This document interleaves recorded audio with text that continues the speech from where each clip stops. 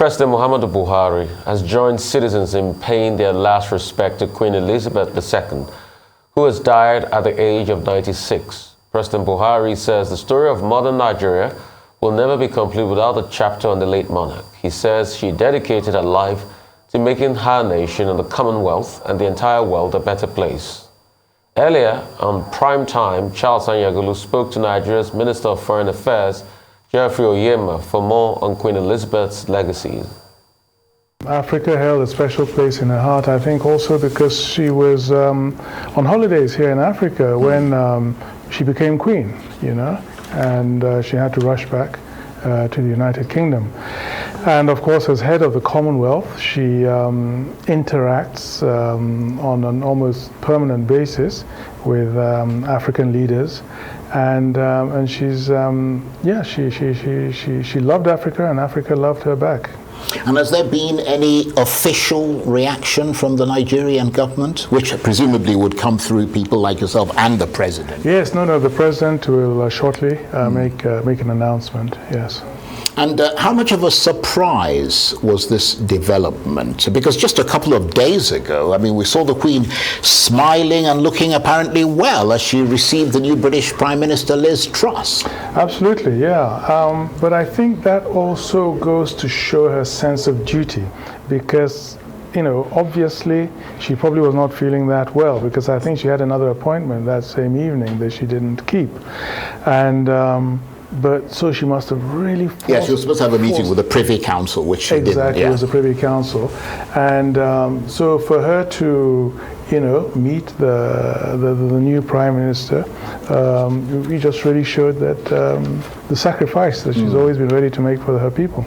And that was particularly significant because when the Queen is the one who formally, or the monarch is the one who formally appoints the Prime Minister, that is a duty, as I understand it, that can only be performed by the monarch, and that has to be done in person.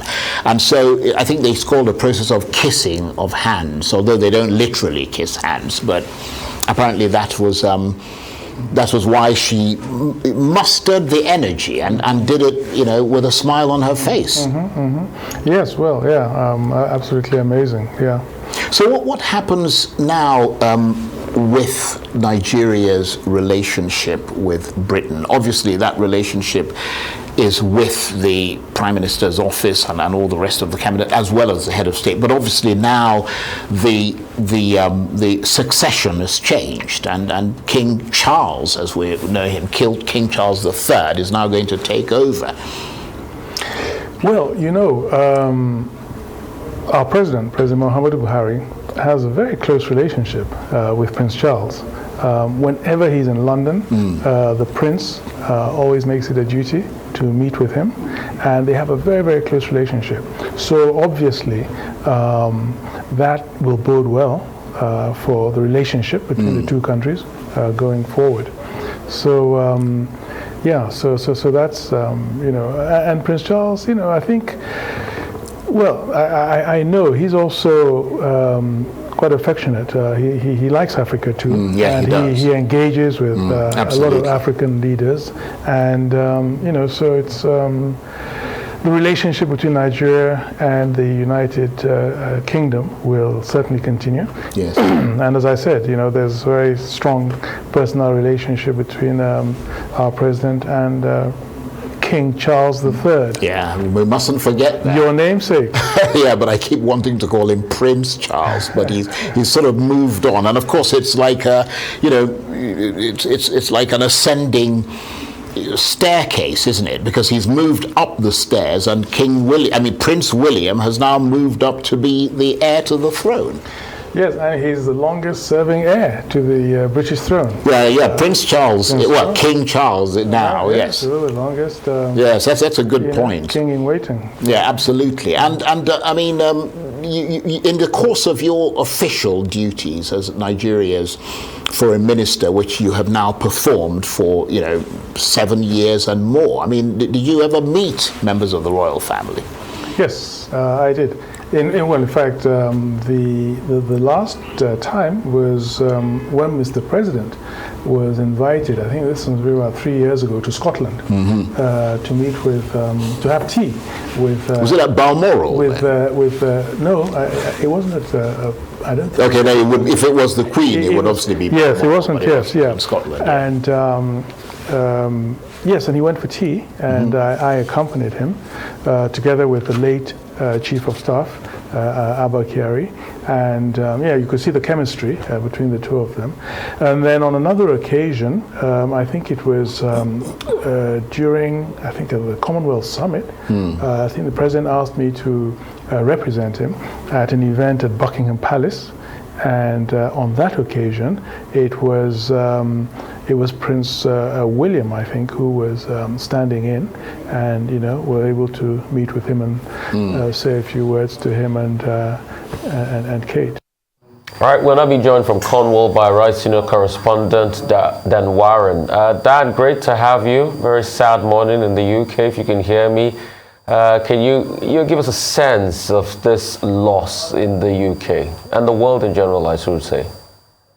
Well, it's a very surreal morning here in the UK. Waking up, I think a lot of people didn't actually almost digest the news till they woke up this morning. Speaking to people already, they said that when they woke up, they were thinking, did they dream what the news that they heard yesterday? And obviously, sadly, it was not a dream, it's a reality. I think the nation, talking about the UK at the moment, a lot of people seem lost because Queen Elizabeth was reigned for for 70 years. So many people don't remember any other monarch, have never experienced this transition of history that we're witnessing at the moment. And, watching all of the different news channels or social media networks, when you're seeing messages from people like the president of Ukraine, Volodymyr Zelensky, as well as the president of Russia, Vladimir Putin, all paying their respects to the Queen, it really hits you on what a global figure she was, and how her loss is not just the United Kingdom's, it's a loss for the world. Well, what are the expectations about King Charles III, who has just succeeded his mother?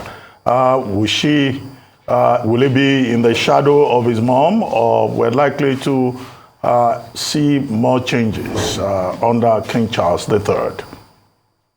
Well, when we do know that King Charles has certainly been more political before becoming king. He was far more political than Queen Elizabeth was, but he has stated that he knows when he's king, that he has to basically almost step back. We know he's passionate about environmental issues, and in fairness, so was Queen Elizabeth.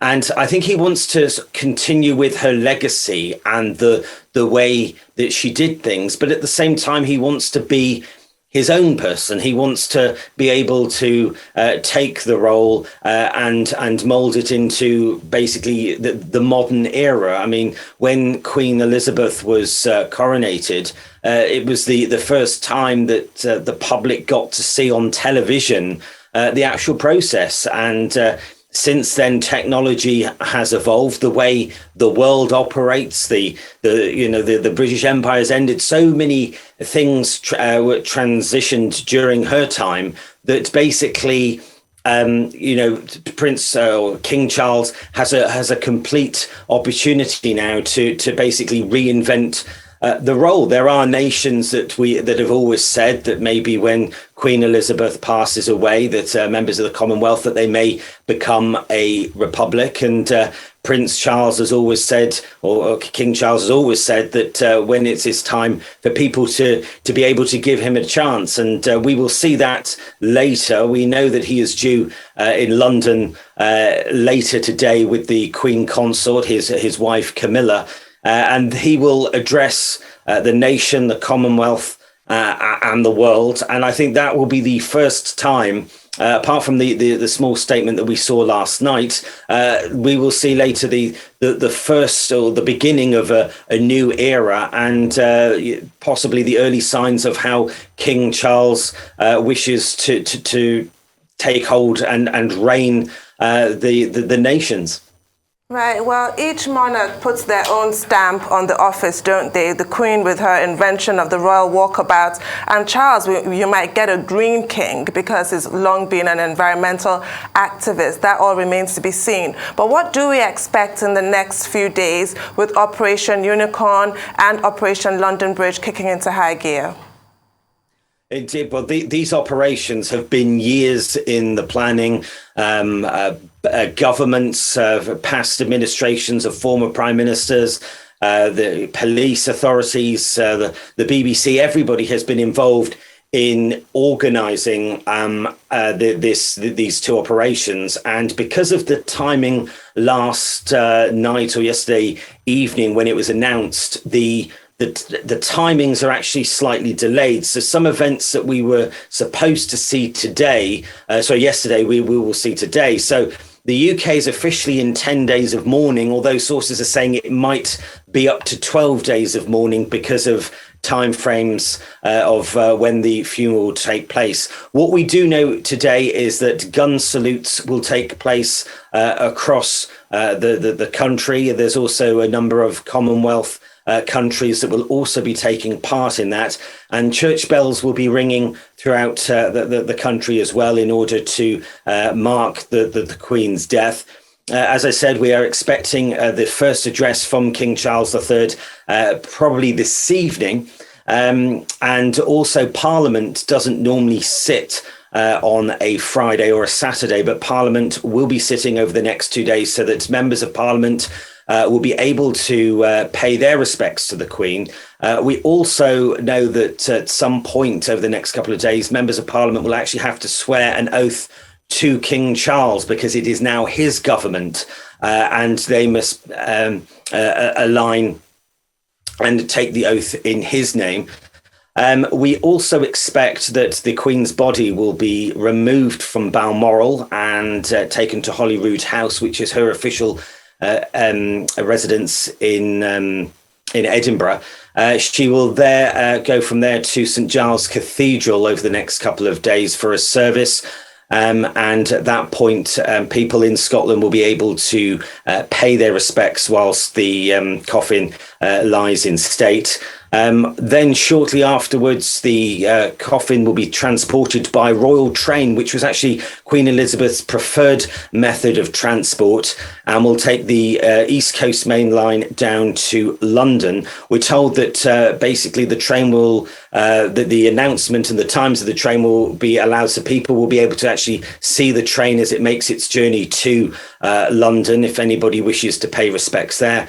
And once Queen Elizabeth's body is in London, King Charles will then go on a short tour of the devolved nations. So we'll visit Wales, Scotland and Northern Ireland. There will be services held in each of those nations with their leaders and King Charles present. And during that time, there'll also be a 5-day rehearsal in London for the Queen's funeral. There will also be a procession where the Queen's body is taken through London to Westminster Hall, which is at the Houses of Parliament, and her body will lie in rest for around about 3 days, so that members of the public will be able to pay their respects before the big event, which will be her funeral, which will, of course, no doubt feature a lot of pomp and ceremony that the Queen enjoyed. And in fact, we do know that the Queen was actually heavily involved in the organisation of Operation London Bridge and Operation Unicorn. Operation Unicorn was in the situation that the Queen passed away in Scotland, which she did. So these two operations joining together, we do expect at some point this morning some more clarity on when actual events are.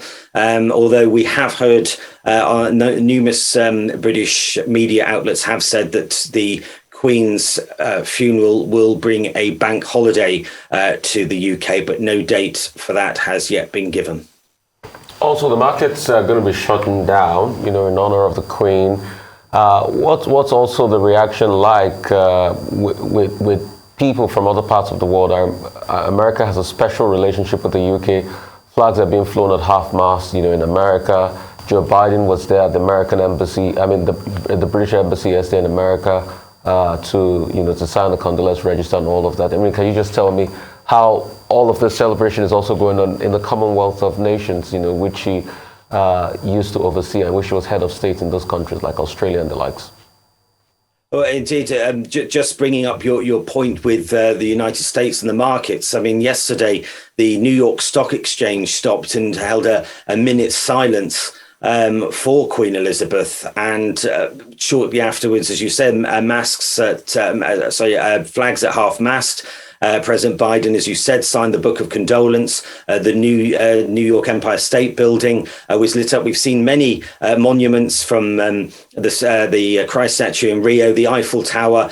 Some were turning their lights off in respect. Some were lit up in blue and red to commemorate the Queen. In Brazil, they've actually announced 3 days of official mourning for Queen Elizabeth. So the international reaction has been huge. In fact, speaking to members of the public this morning, they were saying that they obviously knew this day was coming and they knew that it would be news. But the fact that there is this feeling that so many countries are coming forward and almost hand in hand with people in the UK to deal and tackle with this news. People are saying is absolutely reassuring that we knew that she was a global figure, but seeing all these landmarks and talking about the Commonwealth and Australia and New Zealand woke up this morning to the news because of the time difference, and they basically said they will be holding their own events to mark her passing in due course. Obviously, all the Commonwealth countries have had a plan of action, but it's always been seen as let the UK lead this. She lived here. She was the Queen of Great Britain, Queen of England, as people call her.